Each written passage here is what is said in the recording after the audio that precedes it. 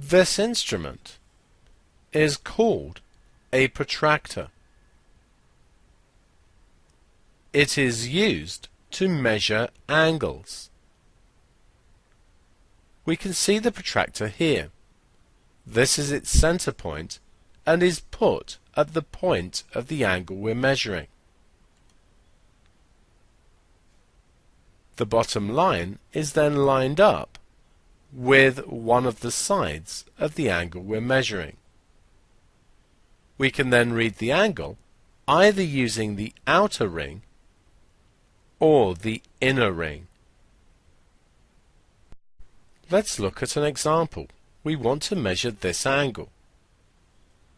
We move the protractor so that the bottom edge of the protractor lines up with one of the lines of the angle, and then we move the protractor so the center of the protractor is at the point of the angle.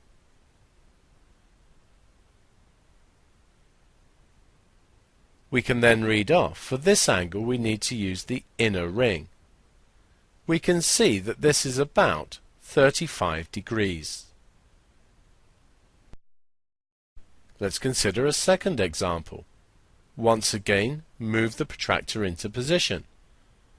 The center of the protractor needs to be at the point of the angle, and the bottom edge of the protractor lined up with the side. We move it into position, and to measure this angle, once again, we're going to need to use the inner ring.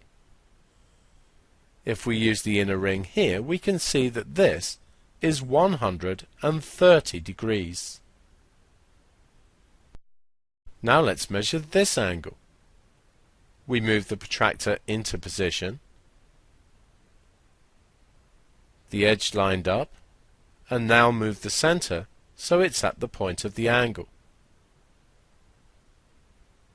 We're going to measure this one using the outer ring. You should be able to see why. This is about 144 degrees. We now want to measure this reflex angle.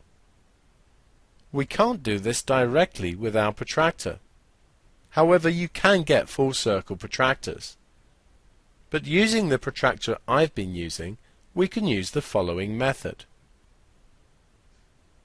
We know that 360 degrees is the angle all the way around one revolution. So if we can work out this angle using our protractor, we can then take it away from 360 to find out what the reflex angle is. So bring the protractor into position. Using the outer ring, we measure the angle as 50 degrees. Whether to use the outer or inner ring should be clear to you. You can see visually that this is an acute angle, an angle less than 90 degrees.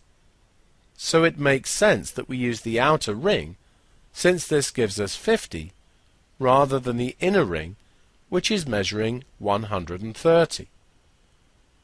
Now that we know this angle is 50 degrees, the rest of the angle is going to be 360, take away 50, which is 310 degrees.